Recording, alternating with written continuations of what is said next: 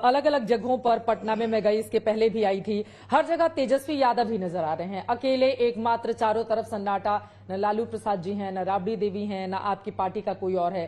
तेजस्वी यादव ने किस स्ट्रैटेजी के तहत सिर्फ अपनी फोटो चारों तरफ लगवाई है? देखिए, लालू जी तो सबके दिल में है। लालू जी की फोटो की जरूरत नहीं, क्योंकि सबके दिलों में है। एक कोई भी पॉलिटिकल पार्टी अगर जाता है, पिछले बार महागठबंधन हमारा नीतीश कुमार जी के साथ था, हालांकि चोर दरवाजे से उन्होंने बीजेपी को लाया, जनादेश का अपमान किया, लेकिन हम इतना जरूर कहना चाहते कि उस समय भी जो स्ट्रैटेजी थी वो नीतीश जी का एक अकेला फोटो था। बिहार में बाहर है, नीतीश कुमार है, नारा भी वही था। उस समय जो लोग आज सवाल पूछ रहे हैं, आज वही लोग जवाब देना, और उसमें उसके बाद नतीजे में सबसे बड़ी पार्टी तेजस्वी यादव ही रहेंगे और उन्हीं के चेहरे को देखकर लोग जो है वो वोट करने के लिए जाए। लालू जी तो राष्ट्र अध्यक्ष हैं ही और बड़े मास लीडर हैं, सबके दिल में है। लेकिन अभी मुझे जो जिम्मेदारी दी गई है, लोगों तक हमको पहुंचना है, लोगों के पास। मुख्यमंत्री अगर बनते हैं तो मैं सुनूंगा, मैं करूंगा, तो लोगों के एकदम। और ये लड़ाई अगर कोई कहता है कि लालू जी का नीतीश जी का है, या नीतीश जी का तेजस्वी का है, या मोदी जी का तेजस्वी या लालू जी से है, तो एकदम नहीं है। ये लड़ाई जनता बनाम सरकार हो चुकी है और हम जनता के साथ खड़े हैं।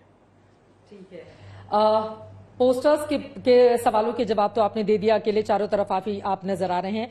लेकिन अब आगे बढ़ते हुए, चूंकि बहुत सारे ऐसे भी मुद्दे हैं जो लोगों के जेहन में हैं, जैसे लड़कियों की, अभी मैं बहुत सारी लड़कियों, महिलाओं से बात करके आई हूं, उनकी अलग अलग प्रतिक्रिया है। सुरक्षा को लेकर उनके मन में भय है और उनको इस बात का डर है कि कहीं ऐसा ना हो कि आप लोगों की सरकार आए तो फिर जो कथित जंगल राज की बात बार बार कही जा रही है। देखिए, ऐसा प्रश्न आएंगे क्योंकि जो प्रोपेगेंडा, जो परसेप्शन जो बनाया गया था विरोधी द्वारा, जाहिर तौर पे आएगा। लेकिन हम आपको बता दें, बालिका गृह मुजफ्फरपुर कांड किसके कार्यकाल में हुआ, उसकी लड़ाई किसने लड़ी, उन बच्ची को इंसाफ दिलाने के लिए चाहे जंतर मंतर तक हो या सुप्रीम कोर्ट तक हो, किसने लड़ाई लड़ी। और मान लो तुलना मेरे से की जाएगी ना, हम तो ऑलरेडी ट्राइड एंड टेस्टेड है। 2015 में हम डिप्टी सीएम थे ना, तब तो लोग ये नहीं बोल रहा था कि ऐसा माहौल आ जाएगा। और ऐसा क्या माहौल था उस 18 महीने में, जब हम डेप्यूटी चीफ मिनिस्टर थे। एनसीआरबी का अगर आंकड़ा आप उठा के देख लीजिए, वो 18 महीने 2015 के बाद और उसके बाद के सरकार का अब तक का, तो अब एनसीआरबी का आंकड़ा कहता है कि बीजेपी और जेडीयू की सरकार में ये क्राइम जो रेट जो है वो बढ़ा है। तो आप किसी चीज से कहने से बोलने से ये चीजें सच नहीं होती, लेकिन आप आंकड़े पे ही बहस कीजिएगा ना। एक और सवाल है, जो आरजेडी आपकी पार्टी है वो एमवाई समीकरण को लेकर बिहार में जाती रही है, यादव और मुसलमान को लेकर वोट हासिल करते रहे हैं आप लोग। लेकिन मैं उम्मीदवारों की आपकी लिस्ट देख रही थी जिसमें बहुत सारे, मतलब सबको साथ में लेकर चलने की आपकी कोशिश है। तो क्या अब तक की ये जो छवि रही है उसको तोड़ने की कोशिश तेजस्वी यादव की ओर से की गई, और लालू प्रसाद यादव की इसमें कितनी सहमति थी? जब हमारी पार्टी केंद्र में सरकार थी तो मंत्री कौन कौन बने थे? हर एक तरह का केंद्र मंत्री समीकरण था। उसमें रघुनाथ झा भी बने थे, उसमें रघुवंश सिंह भी बने थे, उसमें लालू जी भी थे। तो ऐसा नहीं है कि हम लोग किसी कास्ट या किसी रिलीजन के अगेंस्ट या बाइस रहे। जब हमारी बिहार में भी सरकार थी तो सभी लोगों का ख्याल रखा गया था। एक मैं फिर बोलूँ ना, जो जंगल राज का जिस हिसाब से परसेप्शन प्रोपेगेंडा चलाएगा, उसी प्रकार का ये प्रोपेगेंडा चलाएगा। ये 90 से लेकर के लगातार 15 साल हम लोग राज किए हैं। आप एक मिनट, मैं आपको बता रहा हूँ, 90 से 15 साल हमारी सरकार रही तो केवल 2 वोटों से हम लोगों ने राज किया।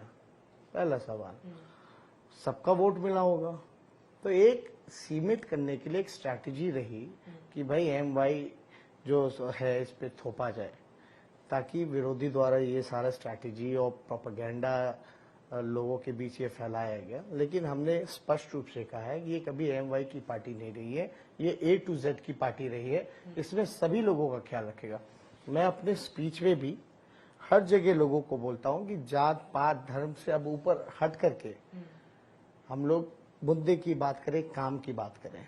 बेरोजगारी की बात करें, किसान की बात करें, लाचारी की बात करें, कारखाने की बात करें। हिंदू मुस्लिम पे जैसे सवाल पूछा जाता है आप बिना जवाब दिए चले जाते हैं। बहुत सारे सोशल मीडिया पे वीडियो भी आपके वायरल हो रहे हैं। नित्यानंद राय ने जिस तरह से कहा, क्या वो सवाल जायज सवाल है?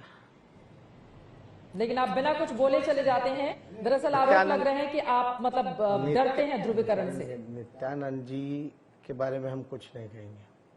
अब उन्होंने बात कही, जो शब्द का प्रयोग किया, जो भी कहा, हम इतना कहते हैं, बेरोजगारी से बड़ा आतंक क्या है बिहार में? पलायन और गरीबी से सबसे बड़ा आतंक है क्या? कितने लोग भूखे मर गए? क्यों रह गया 15 साल? तो देखिए 1995 में 30 सालों की अगर हम बात करें, 95 में लालू प्रसाद यादव जी ने प्रचंड बहुमत के साथ सरकार बनाई। आप लोग 15 साल आप हैं, 15 साल वो हैं, तो बिहार की फिर भी इतनी ज्यादा दुर्दशा क्यों है? कौन है इसके लिए? जायज सवाल है आपका, लेकिन 90 से पहले क्या था? 90 से पहले तो लोगों को, गरीबों को पूछा भी नहीं जाता था। यही सामाजिक न्याय लालू जी ने किया। सामाजिक न्याय का मतलब किसी जाति विशेष के खिलाफ नहीं है, वो सभी लोगों को बराबरी का अधिकार देता है, सबको इक्वली ट्रीट करता है। जो पॉवर्टी लेन, एकदम वो दौरा एरा अलग था। अब का दौरा जो है आर्थिक न्याय का है। तो हम लोगों को समय समय पे सारी चीजें बदलती हैं, सब कुछ एक ही समय नहीं मिलता है, लेकिन हमारा प्रयास है कि सारे मुद्दों पर, सारी चर्चा पर हम लोग जो है काम करें, सभी लोगों की जो दुख तकलीफ है उसको दूर करें।